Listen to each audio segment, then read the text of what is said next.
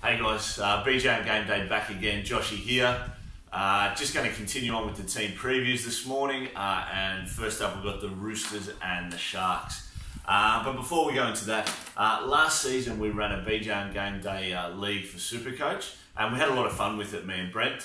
We had plenty of guys who were animated about the league and got involved every week. So last year, what we did was we put up $20 from me and Brent for anyone in the league who could beat us overall. Now, we ran a 10-man league, and there was only one guy who he actually finished top of the league overall, and that was Wayne Stoddart. So well done to Wayne for last season.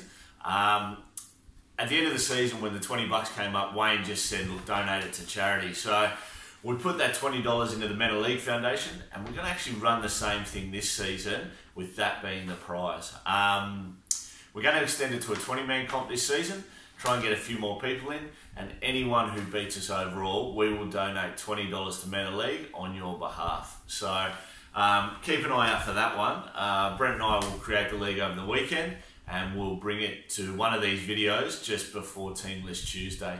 And that way you guys can jump on board. We'd love to see plenty of the guys from last season, Big Ted and all the lads, and then obviously there's 10 extra spots, so anyone else who wants to come along, just keep watching these videos, and over the next 4 videos that wrap up the rest of the team previews, the league code will come up.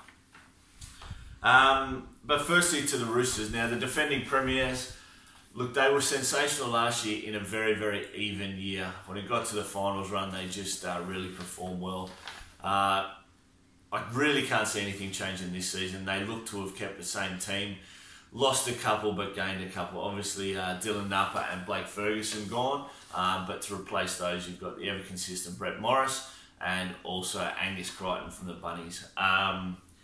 Plenty of jokes come around about sombreros and things like that with the Roosters. Again, I don't know how they could fit Angus Crichton in. I know they lost Blake Ferguson and Dylan Napa, but I can't imagine either of those two lads was on anywhere near as much as he was. But look, it'll be good to see how the Roosters go this year, whether they can be one of the first teams in modern times to back up and defend their title. I think they're a bloody good chance to do so. But for starters, look, let's look at their guns, and led by James Tedesco at fullback. Teddy had a massive season last year, turned up 4 times. I think the last round of the season he scored 180 points, and the same match Latrell and Blake Ferguson both went massive. So he trended well last season. I think there's a lot of talk this season about him being preferred over Turbo. Turbo ended with the slight average advantage last season of about 0.3, but I think towards the end of the season, Teddy really trended up, and with the injury to Turbo this early in the season, I think he's going to be a number one in most teams. You're probably going to see ownership around that 40 to 50%, even for a guy that is in the high 600,000s to cost. But it's all for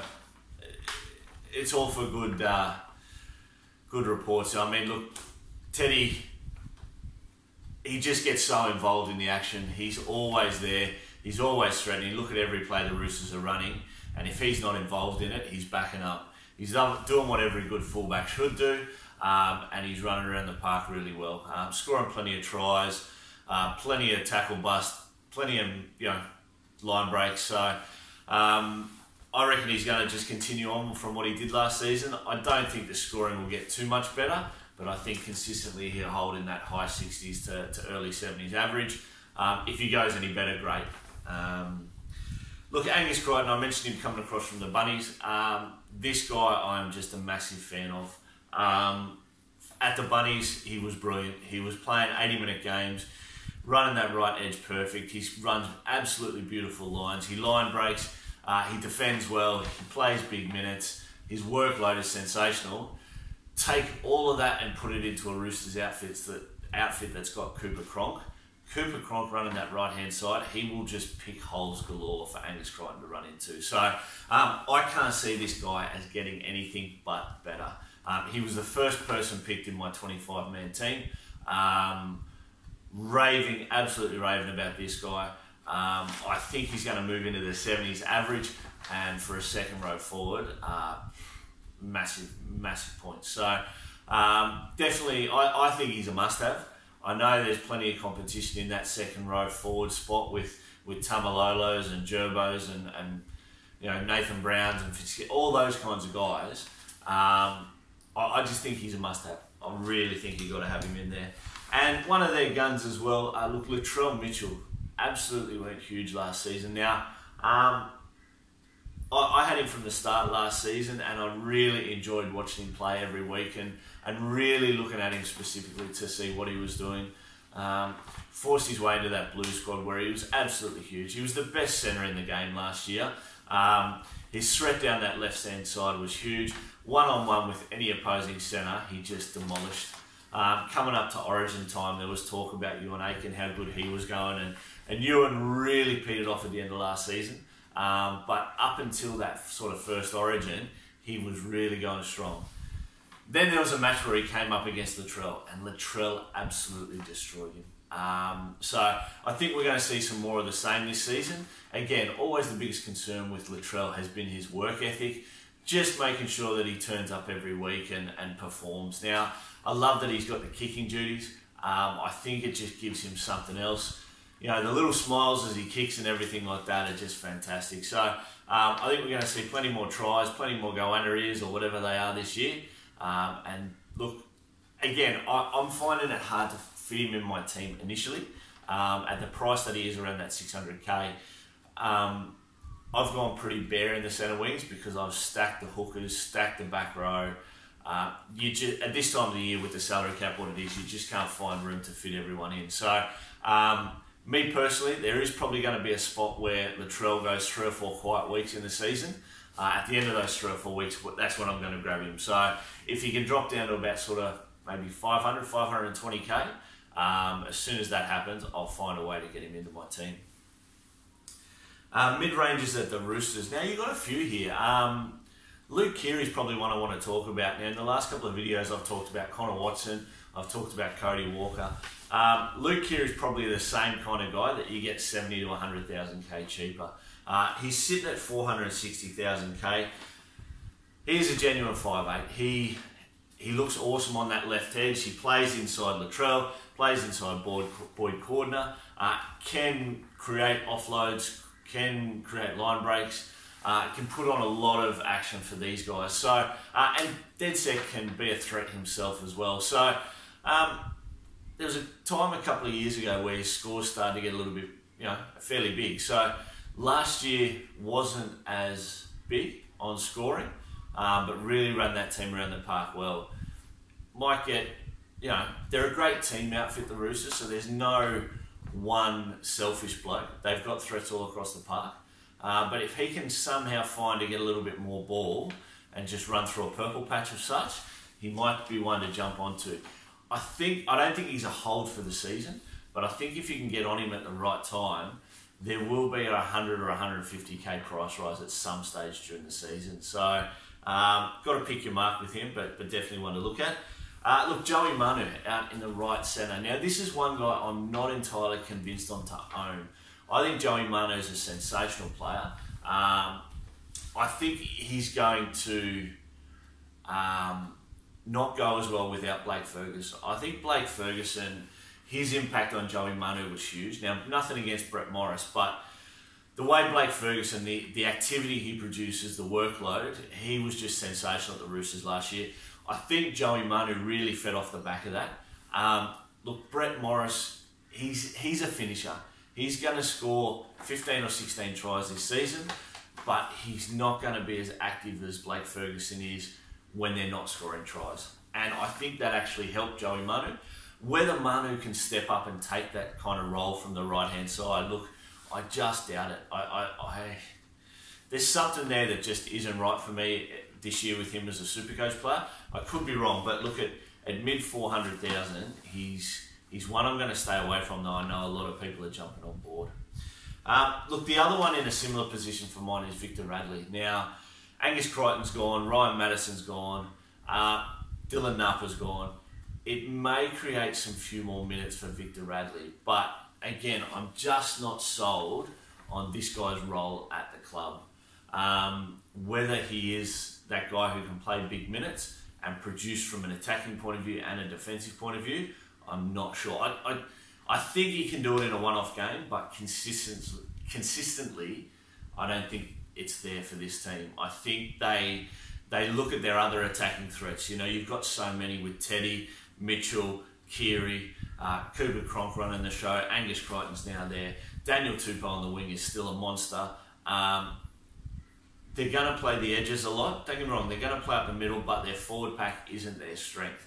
It's going to be what their forward pack can lead for their edges. So, again, he's probably one that I'm just going to look by this season, and hopefully he doesn't burn me too much. Cheapies, look, none really at the Roosters. They don't really have anyone who stands out like we're seeing this early in the season with your Bronson Cherries or your Corey Allens and those kinds of guys. Maybe Matt Ikuvalu if he gets a spot. For now, look, you see the back line has been Teddy, Tupou and Morris on the wings, and Latrell Mitchell and Joey Munn in the centres. He probably is the next cab off the rank, so if the chance comes up for him to get a spot through injury or whatever it may be, he's probably the one that does come into the team. So definitely not a buy for early in the season, but if those injuries show up, might be one to have a look at. Onto the Sharkies now. Look, I'm a loyal Sharkies fan. Absolutely love my team. Was absolutely cheering, screaming, thrilled in 2016 when we won the premiership, but with all that's gone on lately in the last couple of seasons with salary caps and questions and back to the 2012 with the peptides and everything, it really has tarnished what they've done. But in saying that, really feel fuck them. It's our premiership. I'm not letting them take it away from us. Not in my heart anyway. So once we can get it past all this salary cap dramas, I reckon the Sharks will be a threat this season, and hopefully all that can go away. The addition of SJ and the loss of Val Holmes now is obviously, you replace one superstar with another. And the fact that Val Holmes seems to be so unhappy here, I think it will probably only be a good thing. Seemed like he wanted to get out, he wanted to go back to the Cowboys. No, good luck to the guy. I hope he makes it in the NFL, like anyone who goes over there from Australia. But the addition of Sean Johnson from the Warriors, I think, is a massive plus for the Sharks. I think he just adds that direction. Chad Townsend and him obviously forming a combination they've had in the past. I think that is going to be huge. I think Chad's gotten better as a player since then, and I think SJ has as well. I think both of them have got so much more stable as a half. Yet Chad Townsend, he can pick a line as good as anyone. Don't get me wrong, he's not as exciting as anyone, but plenty of times you see him making a line break here or there, 30 metres out, 40 metres out, and strolling over the line untouched. He just has a great timing for the game. And SJ, look, he's just explosive all the time. Right foot step, left foot step. The way this guy runs on the fifth tackle from 50 metres out and just creates tries is phenomenal. I'm really hoping the right side of the Sharks can keep up with him. I know he had Tohu outside him last season at the Warriors, and he's had other good second rowers outside him before. Tohu's a fantastic second rower who reads the play better than most second rowers. So the fact that the Sharks are talking about Kurt Capewell on that side has me worried. It's no secret. Look, I'm not a fan of Kurt Capewell in Supercoach. I'm not a fan of him in Supercoach. I love the role he's played at the Sharks, in that utility role, in that backup second rower, backup winger, backup centre wing. But from a Supercoach point of view, I just think he lacks punch. I think he lacks workload. I don't think he's going to get 80 minutes with the Sharks rotation.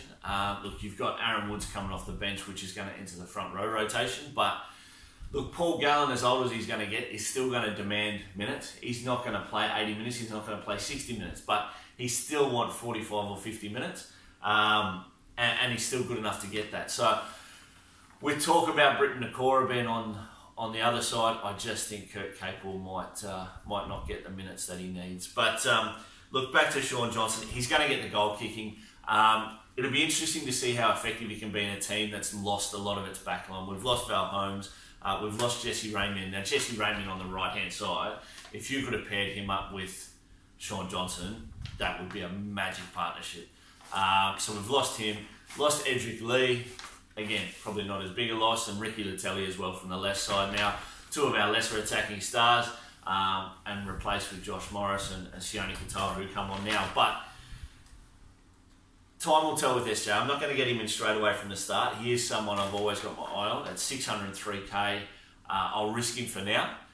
Maybe take that 3 or 4 weeks for the Sharks to get into their pattern that they're after, and hope maybe he drops to sort of 530, 550k after those first 3 or 4 weeks, and then jump on him. Andrew Fafita. Now, look, this bloke, early on in his career, attracted a lot of attention for all the wrong reasons. Even last season, look, the try that he scored and then he turned back around to whether it was Jimmy Dimmick or Shane Flanagan or the box and you know, gave him a serve from the field. There's plenty of dynamite in this guy that can blow up the wrong way, but God, when it blows up the right way, he is just sensational. The offloads are huge. Look, my biggest problem with Andrew Fafita his whole career is that I think he goes down too easy. I think when he's at the line, the way he enters the defensive line, it's just basically hit, fall to the ground, take the tackle. Look, as a massive unit myself and a prop row formerly and things like that, I just hate it. It seems against the position, but this guy brings so much other stuff to the position with his offloads. When this guy gets into open play, which he does quite regularly, he's as quick as a back. So I think the enjoyment that this guy shows on the field as well, off the field and on the field, if you follow this guy on social media, he is just having a fun time. Loves his family, loves his teammates, loves his football. So I really reckon Fafita's going to have a massive season again.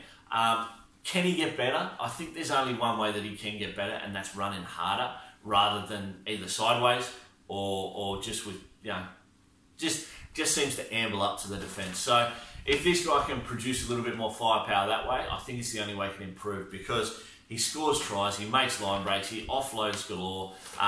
He's got a great fend on him that gives him the tackle bus, and the tackle bus are a lot of what he gets from the slow running. So again, do you take one evil away to get another one? We'll see. But I'm going to start with him this season. I think the talk around whether him or Marty Tapau are the best front forwards in the game, I think is ludicrous. I think Fafita's got it hands down. Not to say Marty's not a great player, but I just think Fafita's proven himself time and time again. He is the elite forward in the game when it comes to the front row.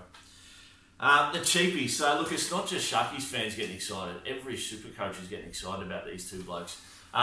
Britton Nakora looks like he's done enough to get that left edge spot. That's all the talk around the likely NRL round 1 teams. Teamless Tuesday comes up in a few days, so we will find out more then. But if either of these two guys are named in the team, whether it's in the second row, whether it's in the centres for Cherry, whether it's on the bench, you've got to have both these guys in. I've watched Cherry closely over the 2 trials and in previous matches last year in the 20s and Jersey Fleet, SG Ball, whatever it was. This guy's sensational. This guy is absolutely a freak. So my advice would be just to get him in there. He's going to get a chance. We have one Josh Dugan in our side who will only play 12 games of the year because we know he gets injured for the other 12. So Bronson Cherry's going to be the guy who steps up. If he steps up and fires, how do you get Josh Dugan back in? You know, like if this guy fires in the centres, now granted the guy's 18, 19, he probably won't do it consistently, and to keep out a guy like Josh Dugan who's got so much international success is a big ask. But the injury times are always going to come there, so he's going to get his chance. And Britton Nakora, look, he's bided his time in New South Wales Cup after being in the 20s. Definitely has a chance. But quite simply, any starting second row that's 168,000, you're going to get an average of 40 points out of him. So, look, he's going to be the massive price riser this season. Last year I called it as Viliami Kickout. If this guy can hold down the second row spot, he will be it. Now, he's not as big, he's not as dynamic, He's not as exciting as Kickout. I don't think he's going to get to the 560,000, 570,000 that Kickout did last year, but I'm thinking a good 400,000 before Wayne Graham comes back. I think he'll get that. Mid-rangers. Now, Matt Moylan is on a lot of people's tongues. Obviously, Matt Moylan going from the 5'8" back to his natural fullback position. Now, the one thing about Matt Moylan, this guy can play good anywhere on the park. I think he is dead set an awesome chance to jump up 200,000k. He's having fun at the Sharks. He's got plenty of good mates there. You can see it week in, week out. I think he's a better player there than he was at Penrith. The addition of SJ means that he's going to have plays created for him, but he can create them himself as well. I love it. I talked about earlier in the week, obviously, Kalen Ponga. Years before Kalen Ponga had to just worry about Kalen Ponga. Well, Matt Moylan's always done that, but he's always been a team player as well. So I love that Matt Moylan can do both. If the opportunity comes where he just takes a play himself and takes the opportunity, he sees it. He can see that vision. Whereas from a team point of view, he does that as well. So I'm really excited about Matt Moylan. I can't find a spot for him in my team. I have a backup fullback that was Scotty Drinkwater. He's gone down, and now I've had to put Corey Allen there just to fit in. I've got 7 days to the start of the season. We all do, 6 days. So I might find a spot for him. Look, the other mid-ranger is Kurt Capewell. I touched earlier. Let's just reiterate. From a Supercoach point of view, don't like the goal. I think he's a trap. I think the fact that he's going to have 25, 30, 35% ownership is a mistake. But I can see where people are coming from with the opportunity he's got on the right-hand side. I just don't think he's exciting enough. I don't think he's got the knowledge to run the lines that Shaun Johnson will give him. Shaun Johnson will give Kurt Capewell those lines to run. I just don't think he knows how to run them. It seems to be a natural thing that your Boyd Cordners are able to do, that your Felice Kafusis, that Ryan Hoffman always used to do on the left edge at Melbourne. I just don't think he's got that yet. I think he's too jagged in the way he runs. He wants to come in and out, in and out. He's been watching Andrew for fairly too much. But look, that's it, guys, this week. Again, keep an eye out for the league that's going to come through in the next couple of episodes. This makes it halfway through the team previews. We've got 8 teams to go. In the next couple of days, what I will do is I'll put up that league. Anyone can enter it. I'm going to give it to the guys who were here last season first, because I'd love to see them again. Big Ted, Marty, Wayne, and all the lads there. If we can get you guys to join up, that'd be great. See you all next week.